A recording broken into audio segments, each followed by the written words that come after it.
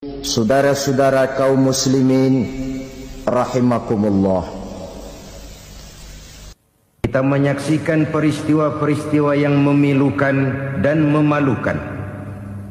PHK terjadi di mana-mana, pengangguran meningkat, harga-harga membumbung tinggi, daya beli rakyat semakin lemah. Sementara di bidang politik, kejadian-kejadian memberikan indikasi bahwa persatuan dan kesatuan kita sebagai bangsa dewasa ini tengah berada dalam ujian yang berat. Pada jumpa kita kali ini, tanpa bermaksud untuk mencari kambing hitam dari bencana yang kita hadapi, saya ingin menyampaikan sebuah hadis yang diriwayatkan oleh Imam At-Tabarani dari Ibnu Abbas, bahwa Rasulullah sallallahu alaihi wasallam bersabda, khamsun bi khamsin, ada 5 perkara yang dapat menimbulkan 5 macam bencana. Mari kita renungi hadis ini satu demi satu sebagai bahan introspeksi buat kita semua dalam menghadapi bencana yang tengah berlaku sekarang ini. Yang pertama, ma naqasa qaumul ahda illa sullita alaihim aduwwuhum. Apabila suatu kaum sudah mengingkari janjinya, maka mereka pun akan dikuasai oleh musuh-musuh mereka. Sederhana saja nampak kalimat dalam hadis ini. Apabila orang sudah mengingkari janji, mereka akan dikuasai oleh musuh-musuh mereka sendiri.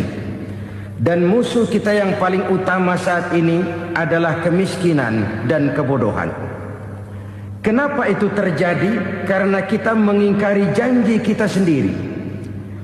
Di saat awal-awal berdirinya Orde Baru, kita pernah berjanji untuk melaksanakan Pancasila dan Undang-Undang Dasar 45 secara murni dan konsekuen. Kita berjanji bahwa kita akan menegakkan pemerintah yang bersih dan berwibawa. Itu semua pada permulaannya. Waktu demi waktu berjalan, kita lupa dengan janji yang kita ucapkan itu.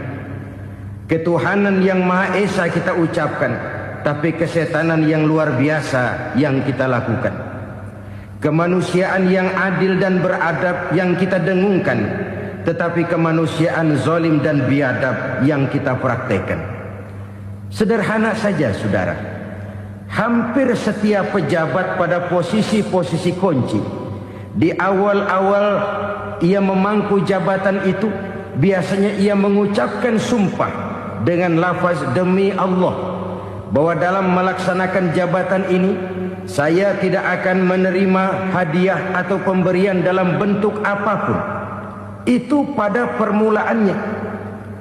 Lama-lama rupanya hadiah itu asik juga, mulai diterima. Lama-lama dirasa kurang, mulai menagih. Dan akhirnya terjadilah praktek yang disebut suap menyuap, semir menyemir, dan lain sebagainya. Kalau ini sudah menjadi kenyataan, bagaimana kita mau menegakkan pemerintah yang bersih dan berwibawa?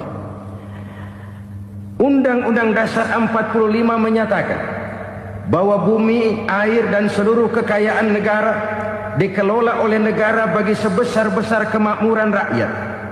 Yang terjadi adalah bahwa kita merasa mewakili rakyat untuk menikmati harta dan kekayaan negara, sehingga rakyat banyak tidak bisa ikut menikmatinya. Menumpuklah harta itu sehingga terjadilah pepatah, gunung ditimbun, sumur digali. Yang kaya semakin kaya, yang miskin semakin terpuruk. Kita ingkar dengan janji yang kita ucapkan di awal-awal kita bergerak. Kita ingkar dengan janji pada saat kita mengatakannya dengan menyebut nama Allah, dengan mempertaruhkan nama Tuhan. Sehingga pada akhirnya jabatan pun mengalami tender. Sudah menjadi rahasia umum. Orang mau jadi lurah mesti mengeluarkan uang. Mau jadi camat mesti mengeluarkan uang. Mau jadi wali kota, bupati, bahkan gubernur, itu ada pasarannya. Secara logika, Kalau orang memperoleh satu jabatan karena banyak mengeluarkan uang, tentu pada saat ia mengeluarkan uang, ia sudah punya pemikiran, modal pasti pulang, modal pasti kembali. Kalau orang memperoleh suatu jabatan karena banyak mengeluarkan uang, maka langkah pertama yang dia lakukan setelah memangku jabatan itu ialah bagaimana uang bisa kembali, bagaimana modal bisa pulang. Kalau modal sudah pulang, pikiran berikutnya bagaimana supaya dapat untung. Lalu kapan mau bekerja untuk kepentingan rakyat? Itu nomor 18. Kemudian kalau ada proyek-proyek besar, pertanyaannya ialah bukan apakah proyek ini bermanfaat bagi rakyat, apakah proyek ini layak untuk diteruskan, tetapi yang jadi pertanyaan paling utama ialah bagian saya berapa duit dari proyek ini. Kita bisa lihat proyek, mega proyek lahan 1 juta hektar di Kalimantan Tengah, triliunan rupiah, dan proyek itu gagal. SD Impres bulan ini diresmikan, bulan depan retak. Jembatan-jembatan bulan ini gunting pita, bulan depan runtuh. Kita ingkar dengan janji. Kita berkata kita bekerja untuk kepentingan rakyat, tapi kita tidak pernah mengenal rakyat itu. Apabila suatu kaum sudah mulai mengingkari janji, maka mereka akan dikuasai oleh musuh-musuh mereka. Akibatnya tersusunlah barisan-barisan sakit hati, yang makin lama makin menjadi bola salju, menggelinding membesar, dan kemudian terjadilah hal-hal yang tidak kita inginkan lagi. Apabila suatu kaum sudah mengingkari janji, maka mereka akan dikuasai oleh musuh-musuh mereka. Ini penyebab bencana yang pertama. Kita tidak konsekuen. Tadinya kita dengan lantang teriak-teriak berantas korupsi, ganyang korupsi. Pada waktu kita belum mendapat kesempatan. Setelah kita naik punya kesempatan, rupanya korupsi enak juga dirasa. Terjadi pergeseran nilai, orang luntur, kehilangan idealisme awal. Lalu untuk menghibur diri, menutup kesalahan, kita gunakanlah pepatah bahwa tidak ada gading yang tak retak, bahwa kita harus mikul dur mendem jeruk. Itu semua cuma sebagai dalih agar kesalahan kita tidak dibicarakan orang lain. Padahal kita sendiri yang mengingkari janji. Kita yang keluar dari komitmen awal kita. Kita berjanji melaksanakan Pancasila dan Undang-Undang Dasar 45 dengan murni dan konsekuen. Kita berjanji untuk menegakkan pemerintah yang bersih dan berwibawa. Namun dalam kenyataannya itu tidak kita laksanakan dengan sebagaimana mestinya. Kita bergeser, kita mengalami proses degradasi, peluncuran nilai, dan akhirnya terbentuklah barisan-barisan sakit hati yang semakin lama semakin membesar itu. Kita harus introspeksi. Memang kalau zaman sedang susah, biasanya kambing hitam laris, tukang kompor gentayangan. Itu dari dulu selalu mencari kambing hitam. Karena itu kita tidak bicara orang, kita tidak bicara siapa yang salah, kita bicara sistem. Dan sistem itu bisa mengena siapa saja. Kalau orang sudah mulai mengingkari janji, bergeser dari komitmen awal, itu sudah mulai ia mengalami proses peluncuran, proses degradasi. Ini penyebab yang pertama. Kita tidak lagi konsekuen bahwa bumi, air, sumber daya alam adalah milik negara, dikuasai oleh negara, digunakan bagi sebesar-besar kemakmuran rakyat. Ternyata rakyat yang makmur itu tidak merupakan gambaran yang menyeluruh dari rakyat kita. Undang-undang dasar kita menganut ekonomi kekeluargaan, tapi yang kita praktekkan adalah ekonomi keluarga. Kalau bukan keluarga nggak dapat proyek. Kalau bukan keluarga nggak dapat macam-macam. kekeluargaan kita rubah menjadi keluarga. Timbullah penyakit nepotisme. Kita bergeser, kita ingkari janji, dan kita anggap kita atasnamakan rakyat.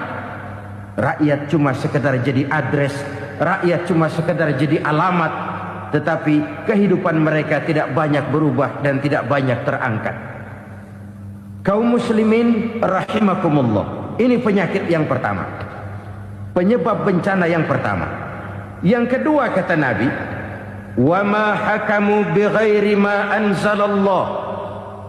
Apabila hukum yang diterapkan sudah tidak lagi bersumber dari hukum Allah, illa fasha fihimul faqru, maka akan bertebaranlah kemiskinan di mana-mana.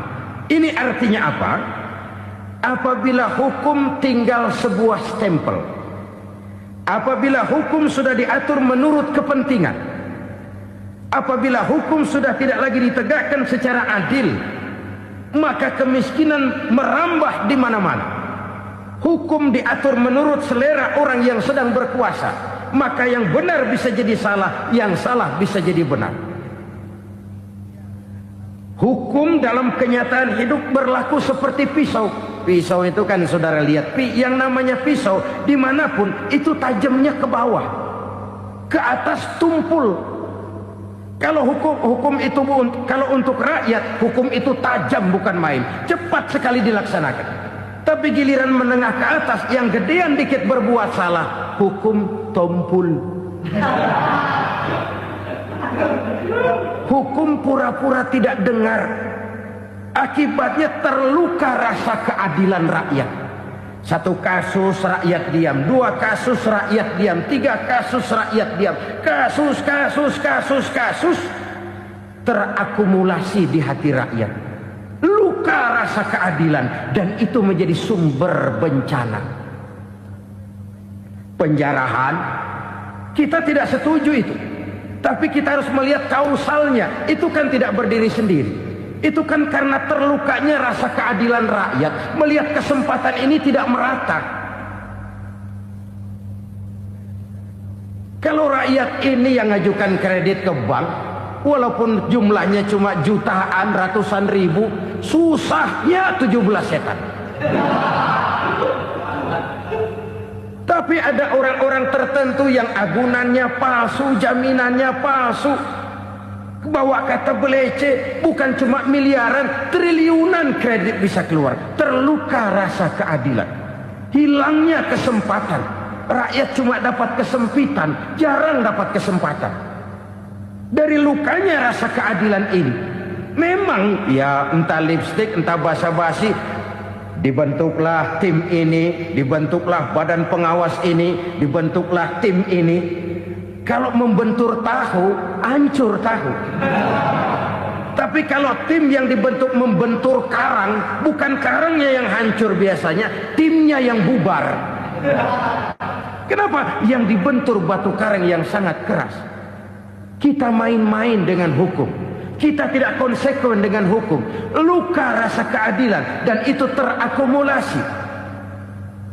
Edi Tamsil, rakyat tahu, terakumulasi, menguap begitu saja. Kasus-kasus lain rakyat tahu, menguap begitu saja. Ketidakadilan terakumulasi, mengendap di hati rakyat, menunggu ledakan. Pada saat sumbu meledak, rakyat tidak bisa dibendung lagi. Oke, kita tidak setuju dengan penjarahan, tapi jangan melihat itu sebagai peristiwa yang berdiri sendiri. Kenapa itu terjadi? Kausalnya kenapa? Oke, kita tidak setuju memang, tapi yang dijarah oleh rakyat kan memang cuma untuk perut. Yang dijarahkan beras, yang dijarahkan televisi, yang dijarahkan kulkas yang masih bisa dihitung, yang memang real untuk kebutuhan rakyat. Penjara-penjara berdasi kepala botak yang menguras uang rakyat habis-habisan, enak saja melenggang dalam kehidupan ini. Makin terluka rasa keadilan rakyat. Apabila hukum yang diterapkan sudah menyimpang dari keadilan yang diajarkan Allah, fasyafihimul fakru, bertebaranlah kemiskinan. Aneh, memalukan, memilukan. Sebuah negara agraris yang katanya pulaunya hijau royo-royo, gemari palau jenawi toto tentem kertora harjo, yang tahun 93 pernah mendapat penghargaan dari FAO, Badan Pangan Sedunia, sebagai negara yang berhasil dalam swasembada pangan. Sekarang ini kita terpaksa betul beli beras dari Vietnam, beli beras ke Kamboja, beli kedelai dari Kamboja. Kenapa? Lahan sawah kita habis ditanami pabrik.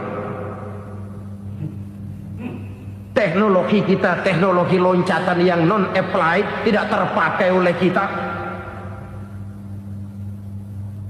Lantas lahan yang tidak bisa kita tanami, kita paksakan lahan-lahan gambut menjadi tanah pertanian yang subur dengan biaya triliunan, dan kita gagal. Kita cari jarum dan kapak hilang. Kita mau jadi negara industri dengan loncatan teknologi yang maju, kita lupakan pola pijak kita sebagai negara agraris, dan akhirnya kita kecolongan. Lihatlah dewasa ini, rakyat kita antri sembako di mana-mana. Di sebuah negara agraris, ketidakadilan melahirkan kemiskinan, kemiskinan moral dan kemiskinan material. Kemiskinan moral, rakyat nggak percaya lagi sama pejabat. Rakyat mengalami krisis figur. Orang alah lu ngomong dah sama ember.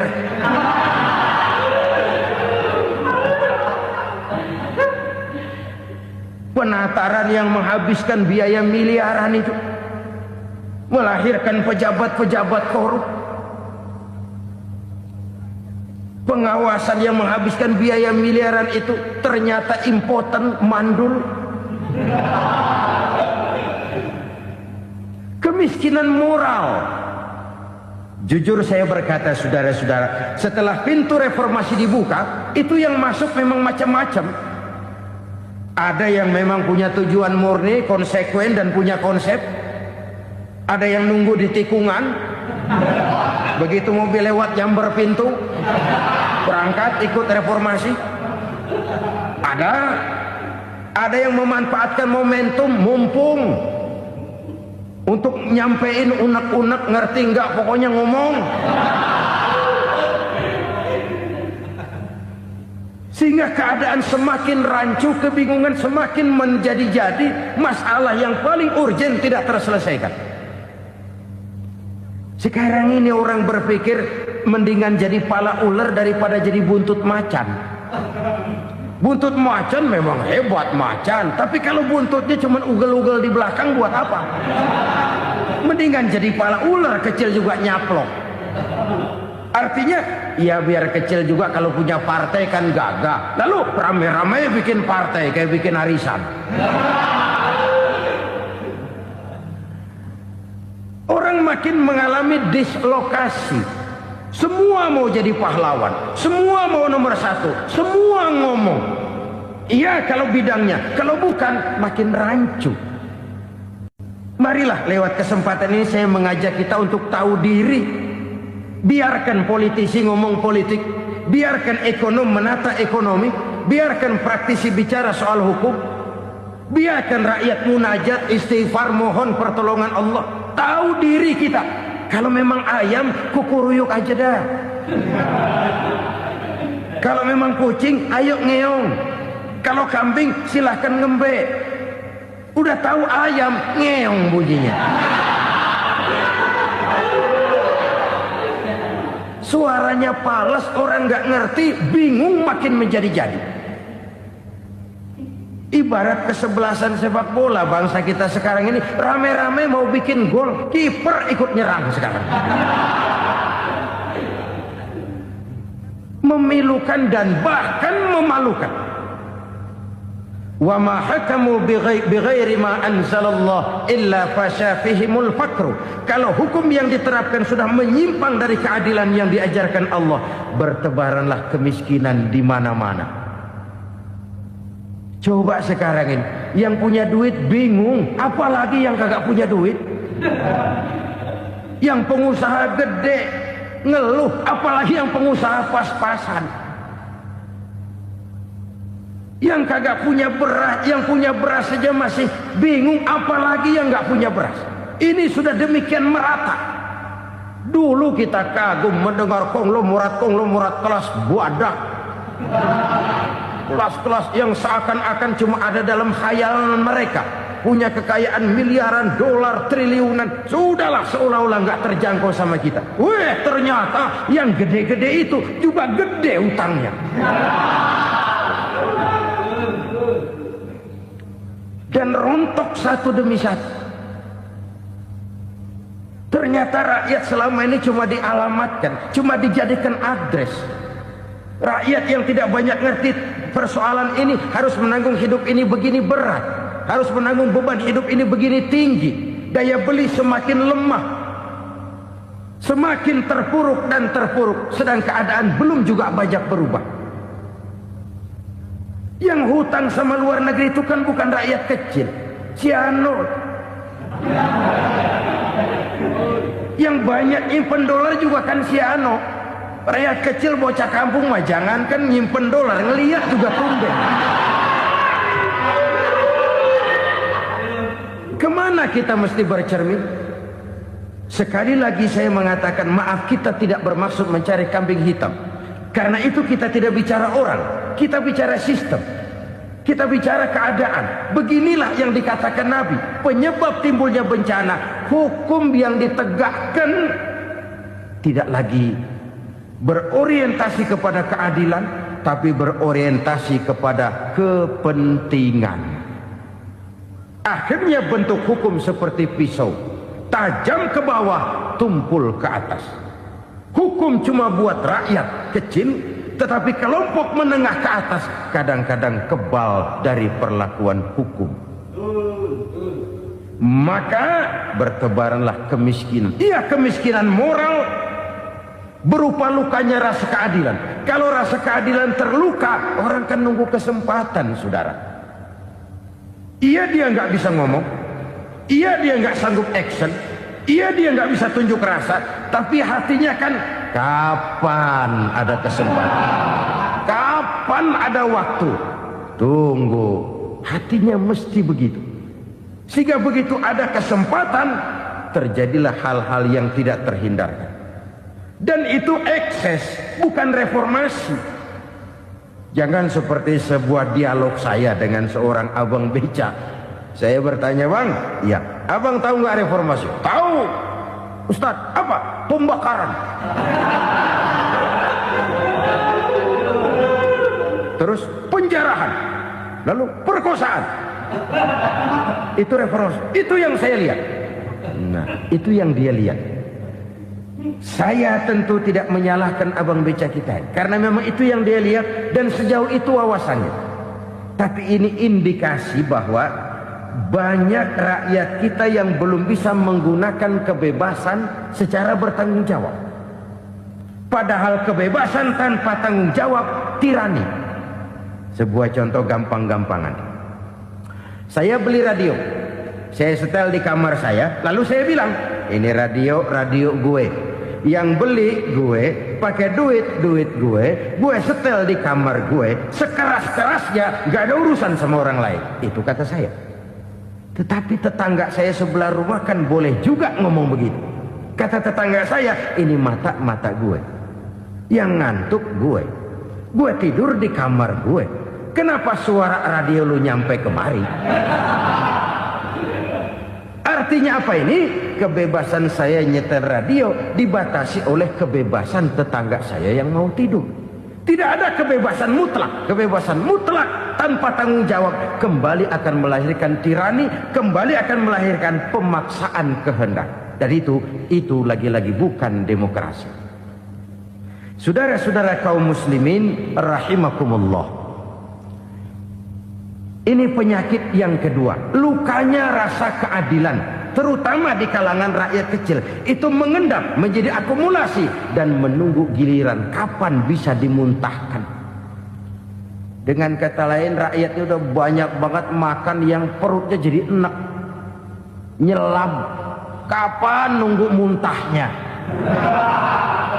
Udah begini banyak akumulasi yang mereka pendam di perut ini, sehingga ketika terjadi kesempatan itu sudah tidak terkendalikan lagi. Kita out of control.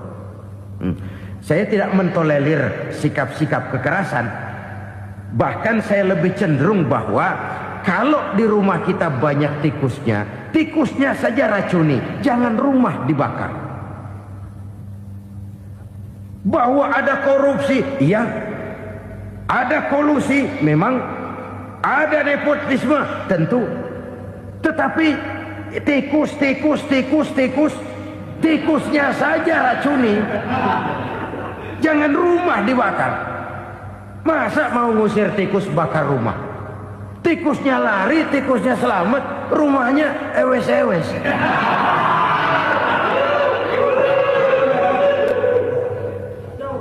Tikus selamat, rumah nggak punya. Masalah nggak terselesaikan dengan sebagaimana yang kita harapkan. Kita sepakat ini negara hukum.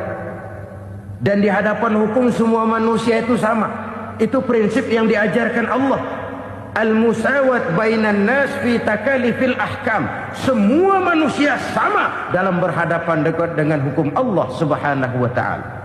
Kalau hukum sudah pandang bulu, itu jelas yang enak yang banyak bulunya. Siapa yang banyak bulunya? Monyet. Kalau hukum pandang bulu, monyet keenakan. Saudara-saudara kaum muslimin rahimakumullah, introspeksi. Mari kita bercermin bagaimana perjalanan hukum selama ini. Kalau introspeksi ini kita temukan, lalu ada upaya untuk memperbaiki diri. Jangan menggunakan tak ada gading yang tak retak, mikul duwur mendem jero untuk menutup-nutupi kesalahan orang. Padahal kesalahan itu sedemikian besar. Padahal rakyat kita tiap hari antri sembako. Ada yang sehari sekali makan. Ada yang makan sudah bercampur tiwul. Ada yang nasi sudah dicampur pisang, balik jadi orok lagi. Macam-macam upaya rakyat untuk menangsal perut ini. Lalu rakyat ditenang-tenangkan, lebih baik puasa Senin Kemis sambil menghadapi krisis ekonomi. Kenapa rakyat yang disuruh puasa? Kenapa bukan pejabatnya yang puasa lebih dulu untuk kemakmuran rakyat? Kalau rakyat yang memang perutnya udah gepeng disuruh puasa, makin krempeng perutnya. Artinya pejabat harus punya sense of politik. Ya, tidak, puasa itu kan tidak cuma Senin Kemis saja. Puasa itu puasa perasaan, puasa menghargai perasaan yang sedang kondisi yang sedang dihadapi oleh rakyat. Bagaimana rakyat yang tengah antri sembako melihat pejabatnya lewat dengan mobil yang harganya sampai 1 miliar.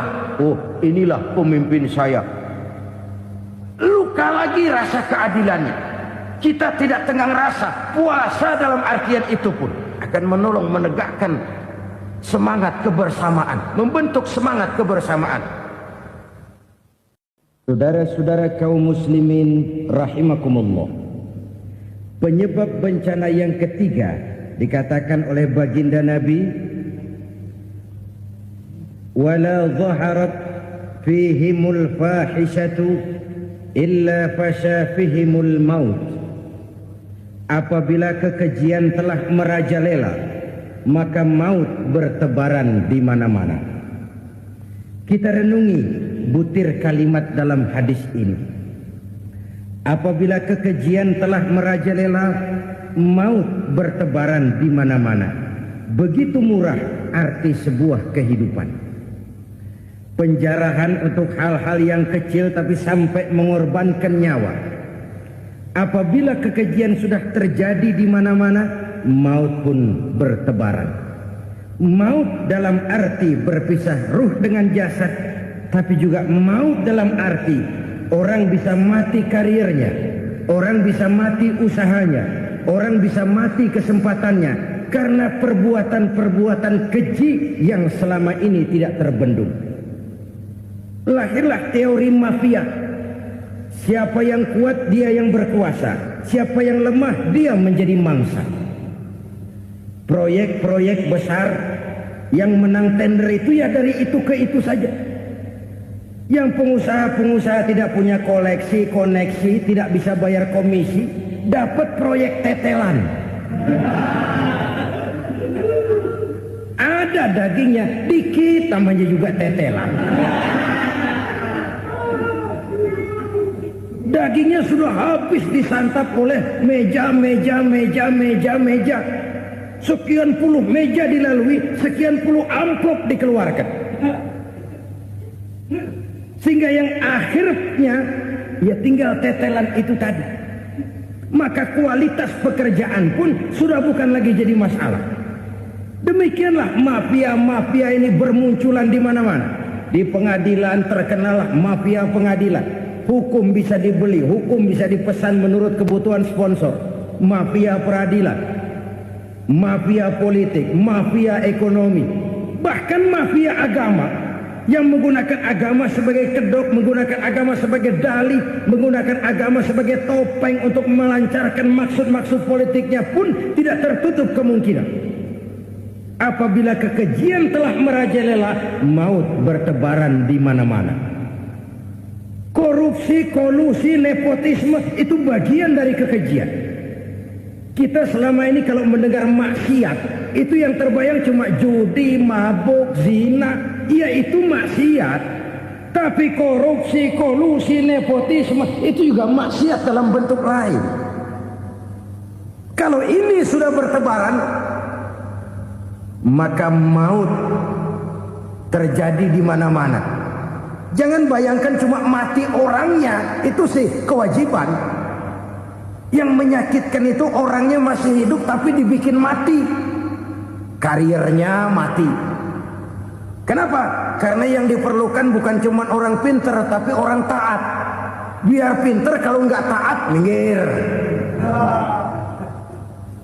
Biar bodoh, kalau taat bisa nyenangin atasan, bisa nyemur. Kumaha juragan wae ayeuna nama. Itu yang kadang-kadang dapat penghargaan. Tidak ada prestasi kerja kecuali bikin senang orang di atas.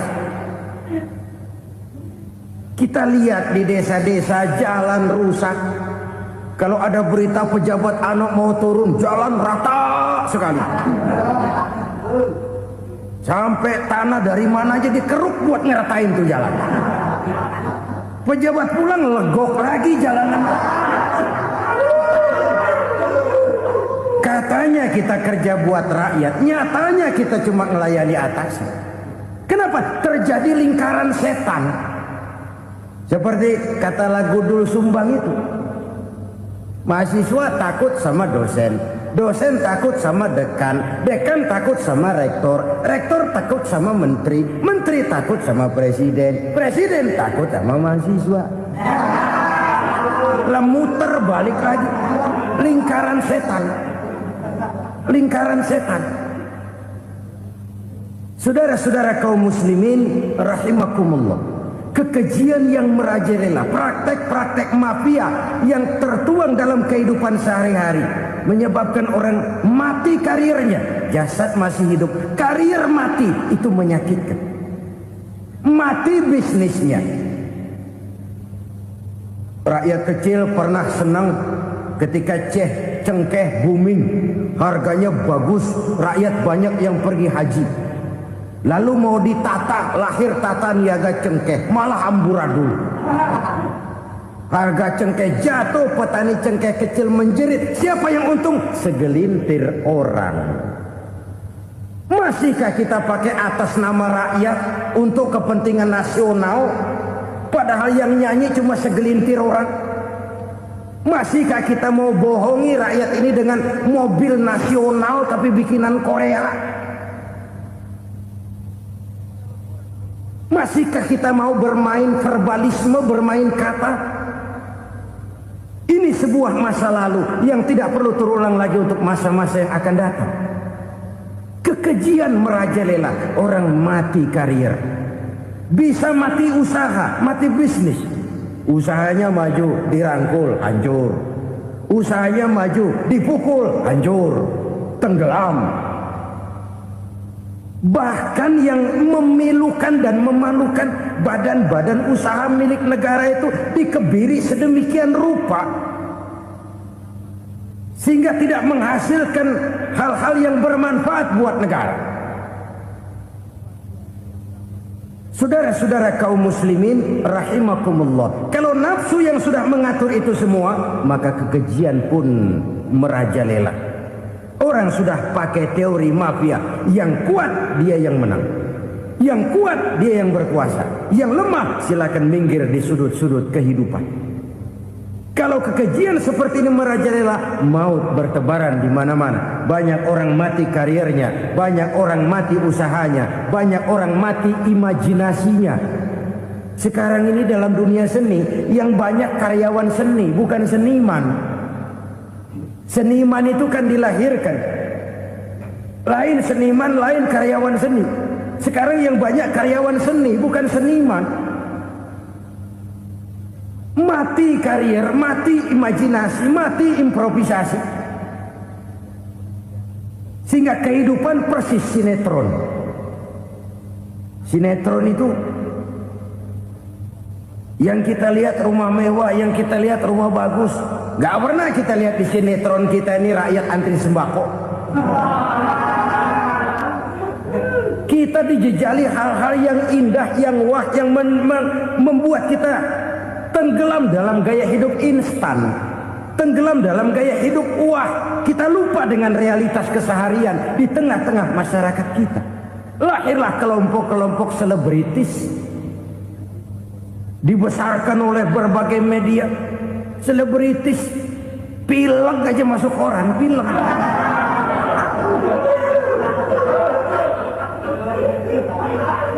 Rakyat yang pingsan antri beras nggak masuk koran. Rakyat yang semaput antri minyak nggak masuk koran. Selebritis panok masuk koran.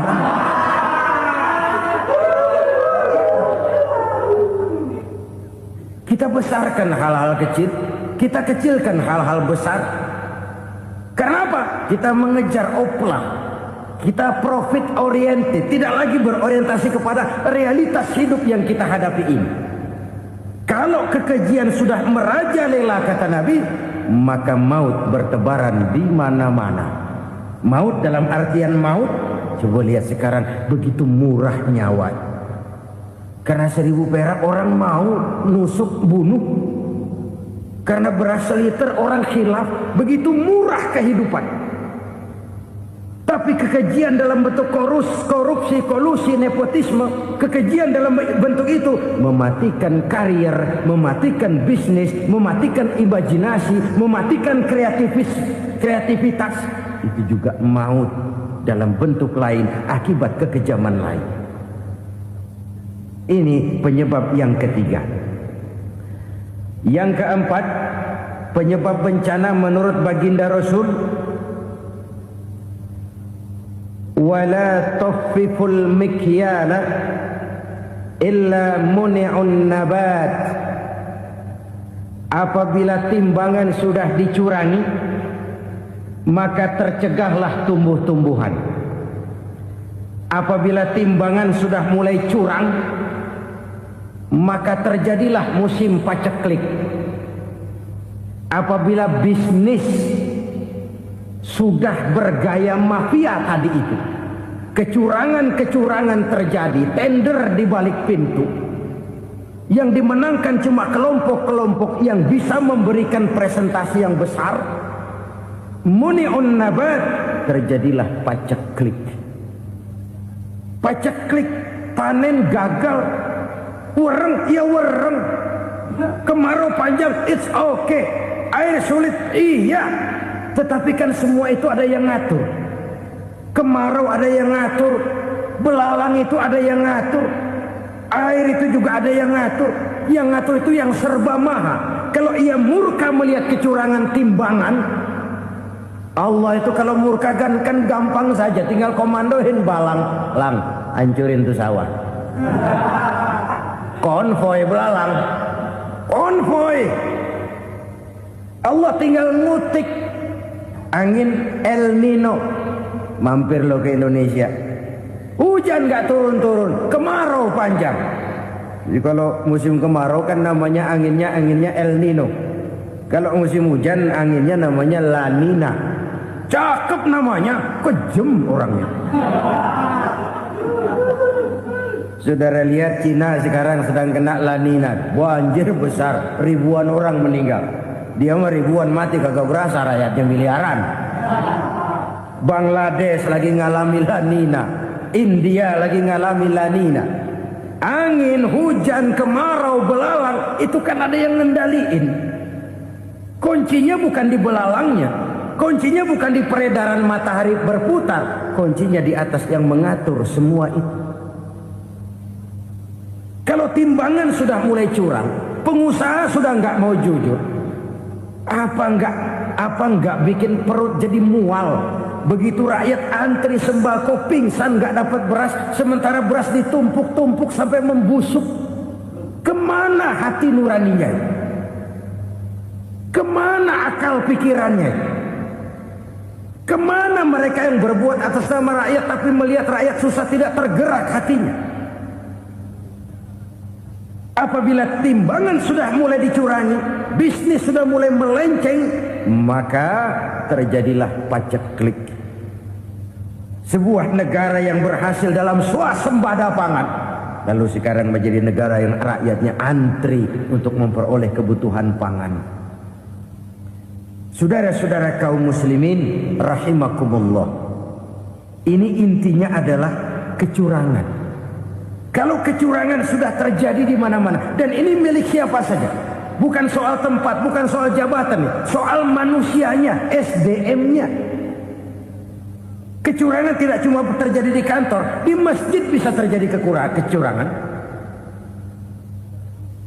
Korupsi tidak hanya bisa terjadi di kantor, di madrasah bisa ada korupsi. Faktor manusianya, ini soal SDM. Kecurangan yang besar tentu besar lagi kerugiannya. Kecurangan yang kecil, kecurangan sehari-hari, pedagang-pedagang kecil ngurangi timbangan, barang yang buruk dikatakan baik, yang baik dikatakan buruk, itu merugikan perorangan. Kecurangan yang besar merugikan bangsa dalam bentuk total, dalam bentuk seutuhnya.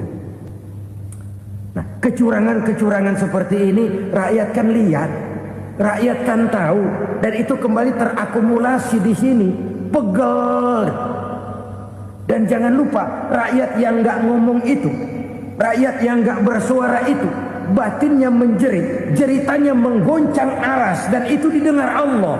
Yadullah fauqal jamaah, kata Nabi. Tangan Tuhan di atas orang banyak. Jeritan hati rakyat menggoncang aras. Rakyat yang terlalu banyak dizolim, rakyat yang terlalu banyak dirugikan, ya rakyat yang terlalu banyak di atas namakan, menjerit batinnya, menggoncang aras, dan Allah bisa menggerakkan apa saja untuk membuat satu situasi. Allah bisa menggerakkan apa saja untuk membuat satu situasi. Saudara-saudara kaum muslimin rahimakumullah, ini faktor yang ketiga, timbulnya kecurangan. Faktor yang keempat maksud saya. Yang kelima, penyebab timbulnya bencana menurut baginda Nabi, wala muni'uz zakat wala muni'uz zakat illa hubbisa anhumul qatru. Apabila zakat enggan dibayar, maka tercegahlah qatrun. Qatrun ini kalau bahasa kita sembako. Maka tercegahlah kebutuhan-kebutuhan yang kita perlukan. Ini, kita tidak meragukan bahwa yang kita tuju adalah masyarakat yang adil dalam kemakmuran dan makmur dalam keadilan. Nah, antara kemakmuran dan keadilan ini memang sering tidak bisa berjalan seiring. Pada saat kemakmuran kita kejar, ekonomi kita pacu, ada nilai-nilai keadilan yang tertinggal. pada saat nilai keadilan kita tegakkan benar-benar, ada unsur-unsur kemakmuran yang terabaikan. Oke, kita bisa mengatakan kasus. Oke, kita bisa mengatakan itu sebagian kecil. Tapi kalau sebagian kecil, lama-lama kan jadi sebagian besar. Oke, kita mengejar kemakmuran. Pertanyaannya, kemakmuran untuk siapa? Oke, kita berikan kelompok tertentu kue yang besar dengan harapan nanti dia bagiin kuenya kepada yang kecil-kecil. Tapi kenyataan, mereka yang dapat kue besar akhirnya malah lupa diri dan lupa daratan. Mau makin besar, malah memeras yang kecil-kecil ini. Sekarang kan yang kecil modali yang besar. Ramai-ramai buka bank, ternyata kamuflase. Uang banknya untuk kredit perusahaannya sendiri. Nasabahnya rakyat kecil. Artinya apa? Rakyat kecil disuruh modalin orang yang udah gede. Ini karena sambar geledek urusan.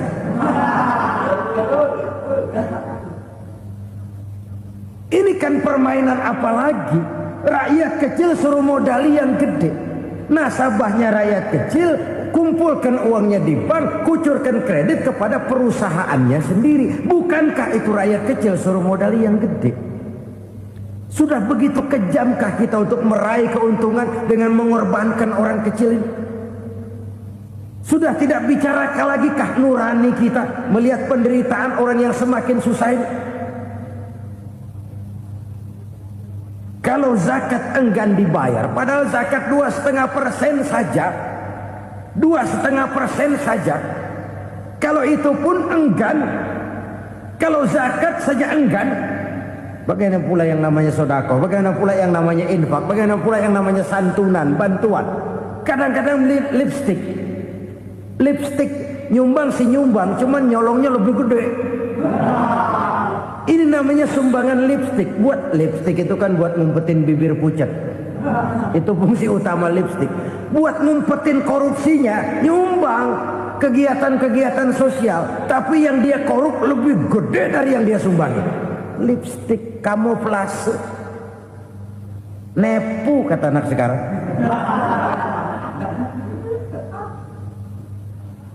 Saudara-saudara kaum muslimin rahimakumullah. Demikian berat kewajiban zakat ini sampai di zaman Sayyidina Abu Bakar pernah keluar komando perangi orang yang enggan membayar zakat. Perangi. Karena fungsi zakat adalah menjembatani antara si kaya dengan si miskin. Bahwa ada kemiskinan itu Qur'ani. Allah menyatakan, aku melebihkan rezeki sebagian kamu dari yang lain. Ini kan kesenjangan. Allah melebihkan rezeki sebagian kamu dari yang lain. Ada itu. Tetapi itu berjalan secara nature. Nah, kalau direkayasa, yang kaya semakin kaya, yang miskin semakin terpuruk, yang sudah besar dapat proyek besar, yang kecil dapat tetelan. Ini kan rekayasa namanya. Kesenjangan yang direkayasa ini yang kita harus kikis. Nah, fungsi zakat menjembatani dari sisi sosial. Dari sisi pribadi, Nabi berpesan, zakku amwalakum biz zakat. Bersihkan hartamu dengan zakat. Sekarang ada istilah nyuci uang. Uang hasil korupsi itu bisa dicuci, dijadikan uang bersih. Bukan pakai rinso, bukan. Pakai politiknya koruptor, diolah sedemikian rupa sehingga jadi uang resmi. Sudah memutik, itu termasuk yang disebut kejahatan kerah putih, white collar crime. Kejahatan kerah putih, kejahatan pakai dasi, kejahatan kelas kakap. Makanya orang mendingan goblok kagak bener daripada pinter kagak bener. Goblok kagak bener itu gampang ngurusinnya. Pintar kagak bener, ini yang berabe bener ngurusinnya.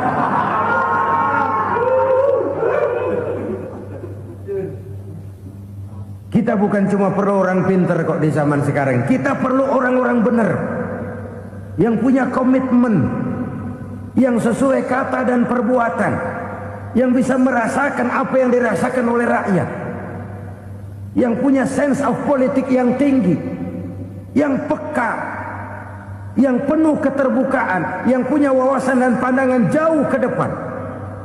Dari sisi pribadi, zakat itu membersihkan harta kita. Ya, dia tercampur dengan yang subuhat, dia bahkan mungkin tercampur dengan sedikit-sedikit yang haram. Itu zakku amwalakum biz zakat. Bersihkan hartamu dengan zakat itu. Pada sisi sosial ia menjembatani, pada sisi pribadi ia membersihkan harta kita. Karena itu kalau kita minta berdoa minta rezeki, syarat rezeki itu halalan thayyiban wasi'an. Nggak pernah kurang dari 3 itu. Halal, bagus, banyak. Halal, bagus, tapi sedikit, susah ngaturnya. Halal, banyak, tapi kurang bagus. Buat apaan? Bagus, banyak, tapi haram. Enggak ada artinya.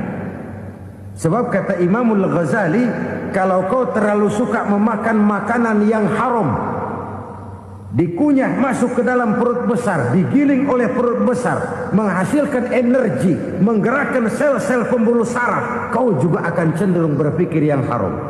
Kalau sudah cenderung berpikir yang haram, perbuatan pun akan mengarah kepada perbuatan-perbuatan yang haram.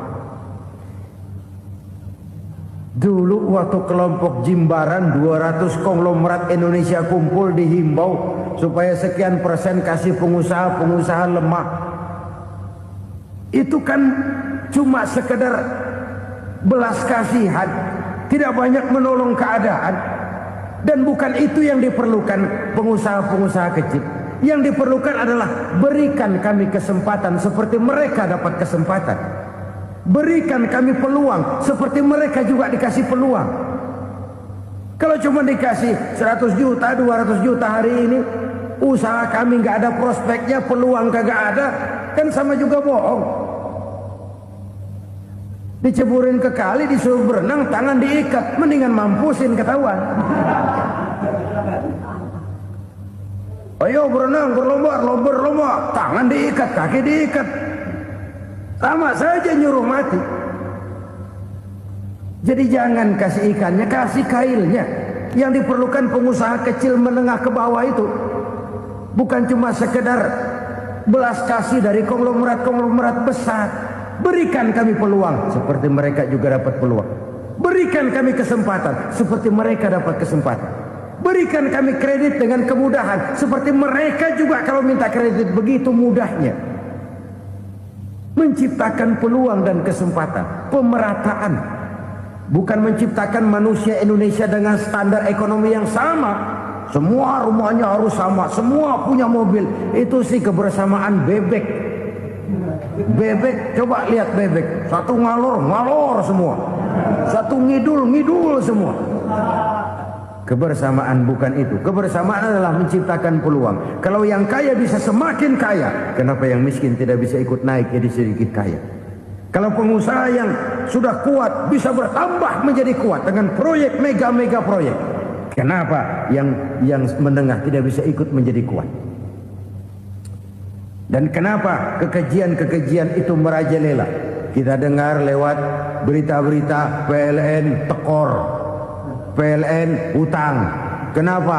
Dia beli listrik dari swasta yang belinya lebih mahal daripada penjualannya. Artinya dia beli itu listrik dari perusahaan listrik swasta, dia jual kepada rakyat lagi. Harga jualnya lebih murah daripada dia beli kepada swasta. Kenapa? Ada tekanan lagi tuh. Biasa siklus lagi. Hukum Boyle. Atas neken, paling bawah gepeng. Ya kita nih rakyat kecil, emang nasibnya gepeng terus. Saudara-saudara kaum muslimin rahimakumullah, dari 5 penyebab bencana ini kita ambil kesimpulan untuk sebuah renungan dan introspeksi kita bersama. Pertama, mengingkari janji. Padahal janji itu yang lebih tinggi nilainya adalah di hadapan Allah Subhanahu wa taala. Baik wakil-wakil rakyat di parlemen maupun pemimpin-pemimpin rakyat di dalam kabinet, apabila memangku suatu jabatan, selalu mereka mengawali dengan sumpah, dan sumpah itu dimulai dengan demi Allah. Sadarkah kita pada saat itu kita ucapkan bahwa kita sudah mempertaruhkan Allah untuk jabatan yang kita pegang? Kita sudah mempertaruhkan nama Allah untuk posisi yang dipercayakan kepada kita. Sadarkah kita bahwa menyia-nyiakan itu satu dosa yang sangat besar, yang tidak hanya kepada Allah tetapi juga kepada rakyat yang kita wakili, kepada rakyat yang kita pimpin. Cukuplah sudah rakyat dijadikan adres, umat dijadikan alamat sebagai numpang.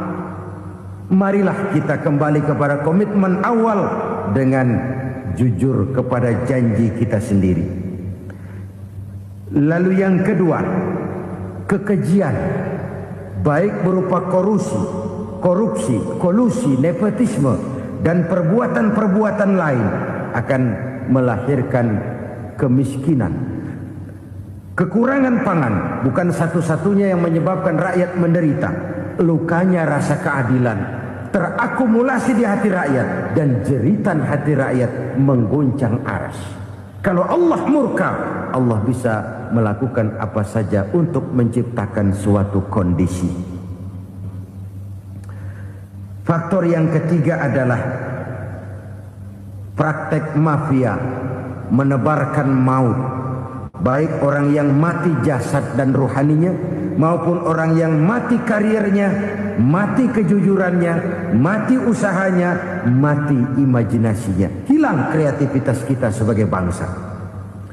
Faktor yang keempat, kecurangan-kecurangan di bidang usaha, di bidang tender, mengandalkan menjual kekuasaan. Dan memang repot kalau penguasa jadi pengusaha. Mau atau tidak mau, kebijakan-kebijakan kekuasaannya akan memperkuat jaring-jaring usahanya. Dan pada saat itu objektivitas sulit ditemukan lagi. Lalu yang kelima, keengganan membayar zakat, menumpuknya kekayaan negara pada kelompok-kelompok tertentu. Ini akan melahirkan paceklik yang berkepanjangan. Menumpuknya kekayaan dan harta negara pada kelompok-kelompok tertentu akan melahirkan paceklik dan kemiskinan yang berkepanjangan. Marilah kita sadar, marilah kita merenung bahwa keengganan kita membayar zakat, menciptakan pemerataan, pada akhirnya akan menjadi musibah buat kita semua.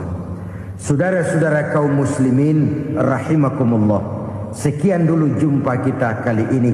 Mudah-mudahan yang saya sampaikan dari hadis riwayat Imam Tabrani ini menjadi bahan introspeksi buat kita semua. Tidak akan